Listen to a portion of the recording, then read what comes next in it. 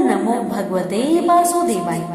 प्रिय भक्तगणों, आज आप सभी श्रवण करेंगे श्रीमद् भागवत महात्म्य प्रथम अध्याय देव ऋषि नारद की भक्ति से भेंट। सच्चिदानंद स्वरूप भगवान श्री कृष्ण को हम नमस्कार करते हैं, जो जगत की उत्पत्ति, स्थिति और विनाश के हेतु तथा आध्यात्मिक, आदि देवी और आदि भौतिक तीनों प्रकार के तापों का नाश करने वाले हैं। जिस समय श्री सुखदेव जी का यज्ञोपवीत संस्कार भी नहीं हुआ था तथा लौकिक वैदिक कर्म के अनुष्ठान का अवसर भी नहीं आया था, तभी उन्हें अकेले ही संन्यास लेने के लिए घर से जाते देखकर उनके पिता व्यास जी विरह से कतार होकर पुकारने लगे, बेटा बेटा तुम कहाँ जा रहे हो। उस समय वृक्षों ने तन्मय बोलने के कारण श्री सुखदेव जी की ओर से उत्तर दिया था, ऐसे सर्वभूत हृदय स्वरूप श्री सुखदेव मुनि को मैं नमस्कार करता हूँ। एक बार भागवत कथा मृतिका रसास्वादन करने में कुशल मुनिवर सौनक जी ने विशारण्य क्षेत्र में विराजमान महामती सूत जी को नमस्कार करके उनसे पूछा। सौनक जी बोले, सूत जी आपका ज्ञान अंधकार को नष्ट करने के लिए करोड़ों सूर्य के समान है। आप हमारे कानों के लिए रसायन अमृत स्वरूप सार गर्भित कथा कही है। भक्ति ज्ञान और वैराग्य से प्राप्त होने वाले महान विवेक की सिद्धि किस प्रकार होती है तथा वैष्णव लोग किस तरह इस माया मोह से अपना पीछा छुड़ाते हैं। इस घोर कली काल में जीव प्राय आसुरी स्वभाव के हो गए हैं। विविध कलेशों से आक्रांत इन जीवों को शुद्ध बनाने का सर्वश्रेष्ठ उपाय क्या है। सूत जी आप हमें कोई ऐसा स्वासक साधन बताइए वो सबसे अधिक कल्याणकारी तथा पवित्र करने वालों में भी पवित्र हो तथा जो भगवान श्री कृष्ण की प्राप्ति करा दे। चिंतामणि केवल लौकिक सुख दे सकती है और कल्प वृक्ष अधिक से अधिक स्वर्गीय संपत्ति दे सकता है, परंतु गुरुदेव प्रसन्न होकर भगवान का योगी दुर्लभ नृत्य बैकुंठ धाम को देते हैं। सूत जी ने कहा, सौनक जी तुम्हारे हृदय में भगवान प्रेम है, इसलिए मैं विचार करके तुम्हें संपूर्ण सिद्धांतों का निष्कर्ष सुनाता हूँ, जो जन्म मृत्यु के भय का नाश कर देता है, जो भक्ति के प्रवाह को बढ़ाता है और भगवान श्री कृष्ण की प्रसन्नता का प्रधान कारण है। जो तुम्हें वह साधन बतलाता हूँ उसे सावधान होकर सुनो। श्री सुखदेव जी कलयुग में जीवों के काल रूपी संपर्क के मुख का ग्रास होने के त्रास का आत्यानिक नाश करने के लिए श्रीमद् भागवत शास्त्र का प्रवचन किया। मन की शुद्धि के लिए इससे बढ़कर कोई साधन नहीं है। जब मनुष्य के जन्म जन्मांतर का पुण्य उदय होता है तभी उसे इस भागवत शास्त्र की प्राप्ति होती है। जब सुखदेव जी राजा परीक्षित को यह कथा सुनाने के लिए सभा में विराजमान हुए तब देवता लोग उनके पास अमृत का कलश लेकर आए। देवता अपना काम बनाने में बड़े कुशल होते हैं, अतः ये भी सबने सुखदेव मुनि को नमस्कार करके कहा, आप यह अमृत लेकर बदले में हमें कथा अमृत का दान कीजिए। इस प्रकार परस्पर विनयमय हो जाने पर राजा परीक्षित अमृत का पान करे और हम सब श्रीमद् भागवत रूप अमृत का पान करेंगे। इस संसार में कहाँ काज और कहाँ महामूल्य मणि तथा कहाँ सुधा और कहाँ कथा। श्री सुखदेव जी ने यह सोचकर उस समय देवताओं की हंसी उड़ा दी। उन्हें भक्ति शून्य कथा का अनधिकारी जानकर कथा अमृत का दान नहीं किया। इस प्रकार यह श्रीमद् भागवत कथा की देवताओं को भी दुर्लभ है। पूर्व काल में श्री भागवत के श्रवण से ही राजा परीक्षित की मुक्ति देखकर ब्रह्मा जी भी बड़ा आश्चर्य हुआ था। उन्होंने सत्य लोक में तराजू बांधकर सब साधनों को तौला और ने सभी साधन तोलने में हल्के पड़ गए। अपने महत्व के कारण भागवत ही सबसे भारी रहा। यह देखकर सभी ऋषियों को बड़ा विस्मय हुआ। उन्होंने कलयुग में इस भागवत शास्त्र को ही पढ़ने सुनने से तत्काल मोक्ष देने वाला निश्चय किया। सप्ताह विधि से श्रवण करने पर यह निश्चय भक्ति प्रदान करता है। पूर्व काल में इसे दया परायण सनकादि ने देवऋषि नारद को सुनाया था। यद्यपि देवऋषि ने पहले ब्रह्मा जी के मुख से इसे श्रवण कर लिया था, तथापि सप्ताह श्रवण की विधि तो उन्हें सनकादि ने ही बताई थी। शौनक जी ने पूछा, संसारिक परम पंचे मुक्त एवं विचरणशील नारद जी का सनकादि के साथ संयोग कहाँ हुआ और विधि विधान के श्रवण में उनकी प्राप्ति कैसे हुई? सूत जी ने कहा, अब मैं तुम्हें वह भक्ति पूर्ण कथा सुनाता हूँ जो श्री सुखदेव जी ने मुझे अपना अनन्य शिष्य जानकर एकांत में सुनाया था। एक दिन विशालापुरी में वे चारों निर्मल ऋषि सत्संग के लिए आए। वहां उन्होंने नारद जी को देखा। सनकादि ने पूछा, ब्राह्मण, आपका मुख उदास क्यों हो रहा है? आप चिंतातुर कैसे हैं? इतनी जल्दी जल्दी आप कहाँ जा रहे हैं और आपका आगमन कहाँ से हो रहा है? इस समय तो आप उस पुरुष के समान व्याकुल जान पड़ते हैं जिसका सारा धन लूट गया है। आप जैसे आसक्ति रहित पुरुष के लिए यह उचित नहीं है। इसका कारण बताया। नारद जी ने कहा, मैं सर्वोत्तम लोक समझकर पृथ्वी में आया था। यहाँ पुष्कर, प्रयाग, काशी, गोदावरी, हरिद्वार, कुरुक्षेत्र, श्रीरंग और सेतु बंध आदि कई तीर्थ में इधर उधर विचरता रहा, किंतु मुझे कहीं भी मन को संतोष देने वाली शांति नहीं मिली। इस समय अधर्म के सहायक कली युग के सारी पृथ्वी को पीड़ित कर रखा है। अब यहाँ सत्य, तप, शौच, दया, दान आदि कुछ भी नहीं है। बेचारे जीव केवल अपना पेट पालने में लगे हुए हैं। वे असत्य भाषी, आलसी, मंद बुद्धि, भाग्यहीन, उपद्रवग्रस्त हो गए हैं। जो साधु संत कहे जाते हैं वे पूरे पाखंडी हो गए हैं। देखने में तो वे विरक्त हैं, किंतु स्त्री धन आदि सभी का परिग्रह करते हैं। घरों में स्त्रियों का राज्य है। सारे सलाहकार बने हुए हैं।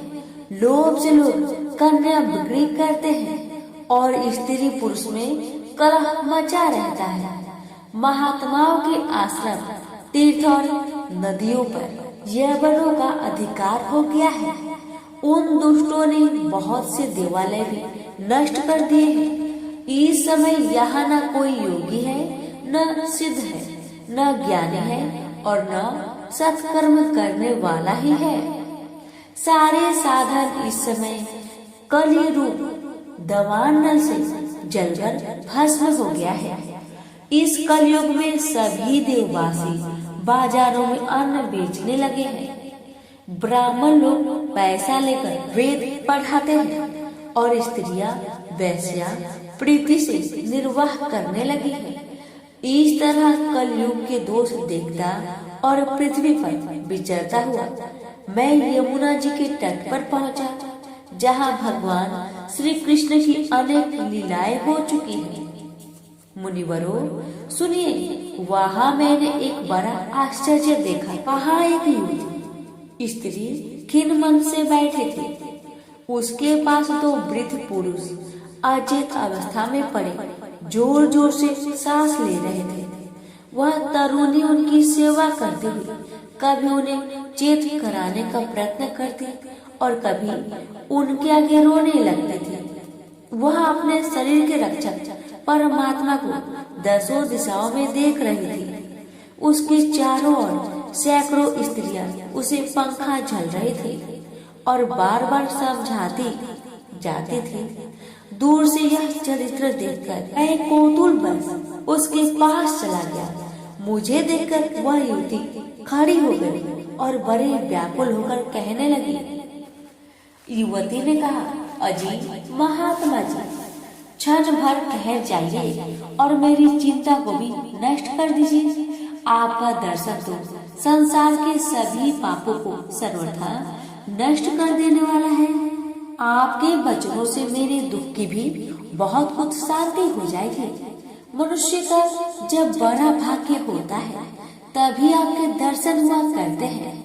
नारद जी कहते हैं, तब मैंने उस स्त्री से पूछा, देवी तुम कौन हो? ये दोनों पुरुष तुम्हारे क्या होते हैं?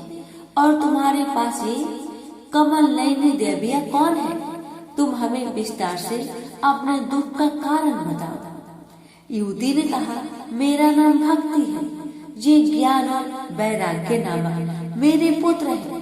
समय के फेर से ये ऐसे जर्जर हो गए हैं। ये देवियां गंगा जी आदि नदियां हैं। ये सब मेरी सेवा करने के लिए ही यहाँ आई है। इस प्रकार साक्षात देवियों के द्वारा सेवित होने पर भी मुझे सुख शांति नहीं है। तपोधर, अब ध्यान देकर मेरा वृत्तांत सुनिए। मेरी कथा वैसे तो प्रसिद्ध है, फिर भी उसे सुनकर आप मुझे शांति प्रदान करें। मैं द्रविड़ देश में उत्पन्न हुई, कर्नाटक में पढ़ी, कहीं कहीं महाराष्ट्र में सम्मानित हुई, किंतु गुजरात में मुझको बुढ़ापे ने आ घेरा। वहाँ घोर कलयुग के प्रभाव से पाखंडियों ने मुझे अंग भंग कर दिया। चिरकाल तक यह अवस्था रहने के कारण मैं अपने पुत्रों के साथ दुर्बल और निस्तेज हो गई। अब जब से मैं वृंदावन आई तब से पुनः परम सुंदरी रूपवती नवयुवती हो गई हूँ, किंतु सामने पड़े हुए ये दोनों मेरे पुत्र थके मंदे दुखी हो रहे हैं। अब मैं यह स्थान छोड़कर अन्यत्र जाना चाहती हूँ। ये दोनों बूढ़े हो गए हैं, इसी दुख में मैं दुखी हूँ। मैं तरुणी क्यों और ये दोनों मेरे पुत्र बूढ़े क्यों? हम तीनों साथ साथ रहने वाले हैं, फिर यह विपरीता क्यों? होने तो यह चाहिए कि माता बूढ़ी हो और पुत्र तरुण। इसमें आश्चर्यचकित चित्त से अपनी इस अवस्था पर शोक करती हूँ। आप परम बुद्धिमान एवं योगानिधि है, इसका क्या कारण हो सकता है, बताइए। नारद जी ने कहा, साध्वी, मैं अपने हृदय में ज्ञान दृष्टि से तुम्हारे संपूर्ण दुख का कारण देखता हूँ। तुम्हें विषाद नहीं करना चाहिए। श्री हरि तुम्हारा कल्याण करे। सूत जी कहते हैं, मुनिवर, नारद जी एक क्षण में ही उसका कारण जानकर कहा, देवी सावधान होकर सुनो, यह दारुण कलयुग है। इसी से इस समय सदाचार, योग, मार्ग और तप आदि सभी लुप्त हो गए हैं।